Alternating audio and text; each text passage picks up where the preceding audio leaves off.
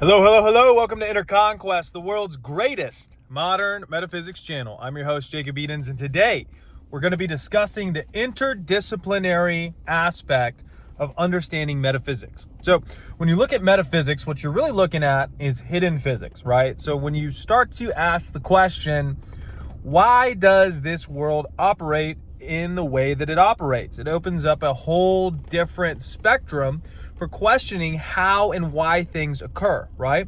So if you understand reality from the initial way that school and other people will tell you, right, it's based on what we would call cause and effect, right? So I do this and then this thing happens, right? So if you're really looking for the root of all causation, that's really the question. What causes everything to happen, right? So if you think of the root of causation, the root of causation is primarily from nothing to something. So if I close my eyes and then I see a light in the eyes, in the black space, I created light with my mind, right? So that is what you could call first principle of manifestation, which is another word for unseen to seen. So if you're creating something and I want to go create, anything in the world, I can do it in two ways. I can go external to me the entire way, and I can go and I can find all the things and I can do it and I can build it, or I can hold templates in my mind in the same way that an architect sees a house and then constructs the house, right? So you have two different operations that you can do. One is internal oriented, the other is external oriented, okay?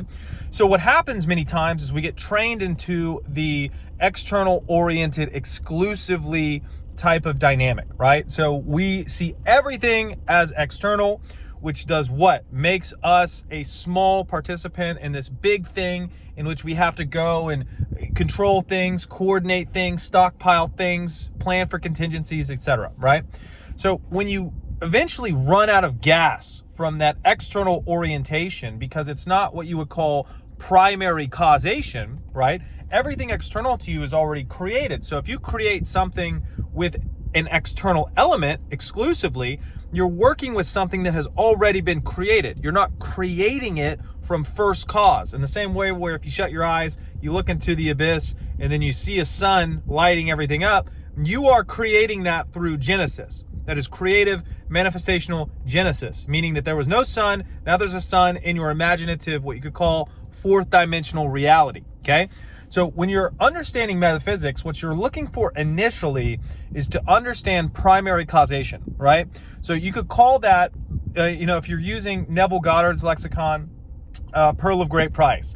This pearl is so valuable that you can sell off everything else and just pay for everything with this one pearl. What does that mean? That's important to understand. That is referencing what he calls law of assumption, because law of assumption is essentially if you hold an energetic framework, right, i.e. an assumption. What is an assumption? Well, if I leave my car in the garage, when I wake up in the morning, I assume that my car is still there. What is an assumption? An assumption is a knowingness of a certain reality that is accepted without current manifestational evidence, meaning that say I'm upstairs in the second story. I know my car is downstairs. How do you know your car is there? You can't see your car downstairs. You're upstairs. There's no car upstairs. How can you know for certain? I just fucking know, okay? So an assumption is I just fucking know. So when you have that type of energetic framework in your core beingness, in that fourth dimensional reality, you understand that you create with primary cause. No sun, I can see the sun, boom, now it's fucking there. Architect, I see the house, boom, oh my God, there's a fucking house outside, right? Doesn't mean there's not a cooperative component element of getting all of the external things to catch up with that internal, vision of the house, but you are creating from first cause when you are assuming and thinking as if it is so now. And that's very important to understand, because what happens is if you don't have an understanding of first cause, you become enslaved by external things, right? I need the money to do this thing. Well, if you have primary cause, you can immediately adopt an assumption that you are the version of yourself who's doing that thing or who can do that thing now, right? If you have essentially a circuit breaker in your power to where it's like, I can't go into the state of having this because this external condition has to be this way, you've oriented and constructed your reality with a chokehold of this thing above you determining whether or not you can do something, right? So you've already set yourself up for failure. That's why it's so important to understand how to think how to think accurately and operate from that primary cause, because that primary cause allows you to essentially outthink everything, right? If you can't outthink something, then that thing controls you. Just as if you go to, primary universal law, you cannot have unlimited expression of freedom with a limitation. Meaning that if second you put a limitation on something or you judge it and say, no, this is final, this is how it's always going to be, you're deciding that, right? So you have to understand essentially the core of your power, the center of your power in reality is your assignment of value. So, classic story, alcoholic dad, 2 kids, 1 kid becomes a millionaire. How could you become a millionaire with an alcoholic dad? How could I not? He was an alcoholic. Another kid becomes super poor. How could you become super poor? Well, how could I not? My dad was an alcoholic. Whatever you say with implicative meaning of why something is will frame the next lifeline or instance that you'll go into on either a positive or a negative framework. So your assignment of value is a cornerstone of your power, right? Because if you can change the meaning, you can change what the outcome is, right?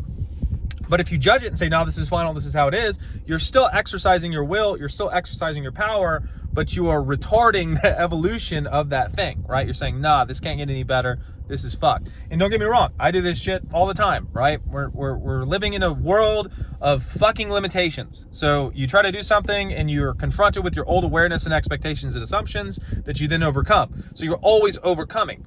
So in this environment of always overcoming, understanding primary cause is crucial because you have to understand that you can always outthink your current circumstances. If you can't outthink your current circumstances, then you're trapped in your current circumstances. If you don't have any money and you can't see a version of yourself with all the money they could ever want, then you're always trapped in that state. If you're unhealthy and you can't see a version of yourself that's already healthy, then you are governed by that state of unhealth, which is essentially where anybody who's not where they want to be is. They can't think past a circumstance because if you understood metaphysics, which is just hidden physics, which is manifestation, unseen to seen, unseen, hidden to seen, you understand that the world is a reflection of the current state of consciousness within which you dwell, right? Because who are you? You're a soul in a body with an external third dimensional reality template overlaid on top of you. Meaning that if I die right now, oh, thank God the brake was on my car. I'm dead. I can't do anything. Just kidding. I'm fucking back.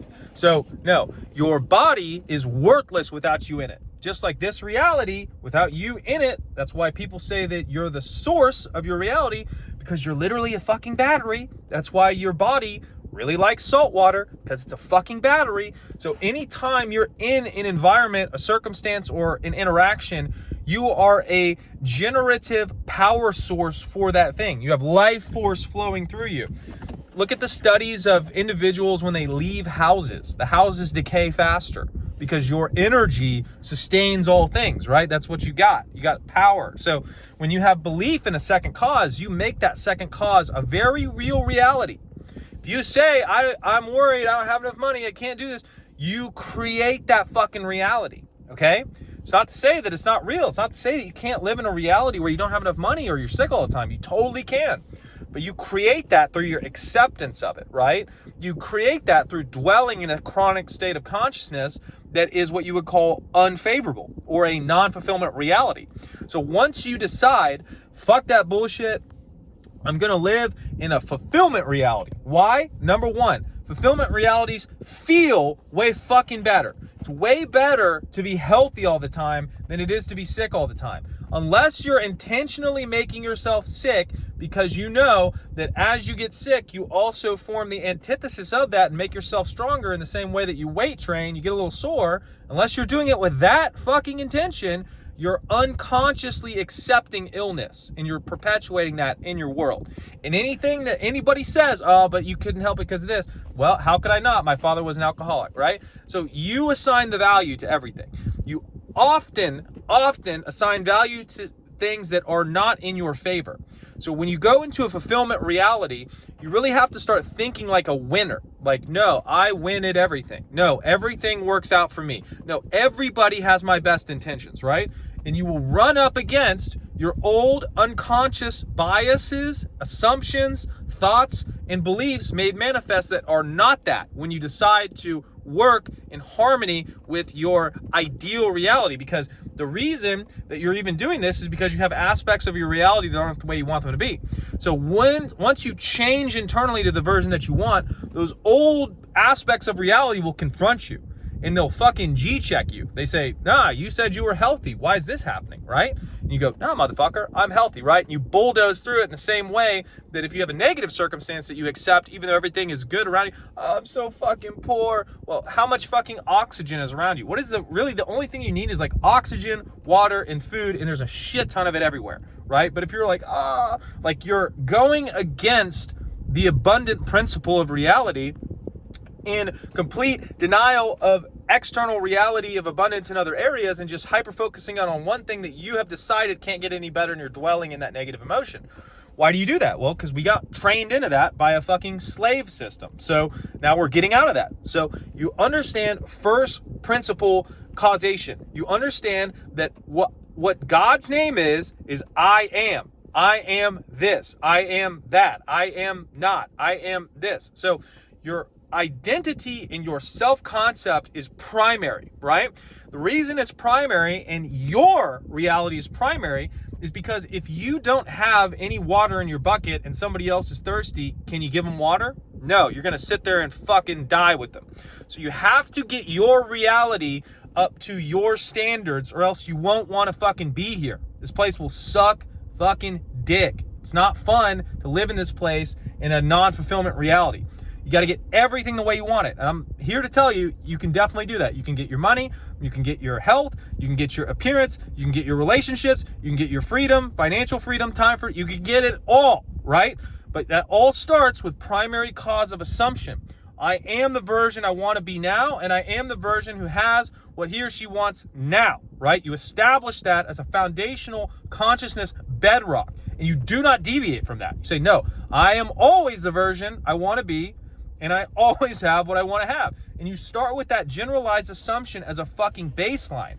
And you don't tolerate any old flare-ups of awareness in terms of a thought, an emotion, a person, a place, or a circumstance that goes against that. Because you understand that you don't have to identify with it, right? You can experience something and not identify with it. You can smoke a cigarette and not be a fucking cigarette smoker. You smoked one cigarette doesn't mean you identify to your core as a guy who needs to go buy cigarettes all the time, right? So, get your identity in check, get your self-concept in check, raise your motherfucking standards, understand that you work on first cause, you don't work on secondary or tertiary cause, you work on first principle, first cause, because you're a metaphysician, and you understand that who you are internally gets reflected. And as you think, you become, and as you focus, you create more of. So you've only got two things that you got to do. You got to think as if you are the person you want to be now, and you got to focus on what you want to create more of, because it's going to multiply whatever you focus on. So if you just get real fucking crazy and just focus on what you want all day, all the things that you want are just going to keep getting bigger and better. But if you start to focus on, oh, this is scary, that's going to get bigger too. So you got to control your ray gun. You got the shrink and the grow ray, all right? So if you got the grow ray, you're fucking controlling the focus. You're thinking accurately as if you are the person you want to be now. Boom, easy money. So I know you guys enjoyed the video. Feel free to leave comments for future videos that you'd like to see. Additionally, the link tree has all of my coaching. If you'd like to do one of my protocols, I have the Modern Metaphysics protocol, which is your introduction to mastering metaphysics from law of attraction to law of assumption to law of reversibility to the I am practices to third dimensional, fourth dimensional, fifth dimensional understanding to quantum mechanics, the entire fucking shindig, right? It's like 6 hours with me to go through the whole thing and just get it so you don't have to come back. You can learn it all in one place. Spartan 1, more intensive, total human optimization. Your body, you get one body in this reality. You know, we don't have cloning shit yet. We can probably manifest that if we wanted to. We don't have different bodies we can hop into. So getting your body super fucking optimized, healing really fast, having optimum cognitive function, reducing inflammation, getting your fucking body super fucking legit so you wake up and you're like, I'm in a goddamn sports car, is a huge fucking advantage. So Spartan 1, look at the different PDFs and you'll see what that's all about if you want to do that, as well as the regular coaching one-on-one is there available as well. More important than any of that, go conquer, and I'll see you in the next one. Cheers.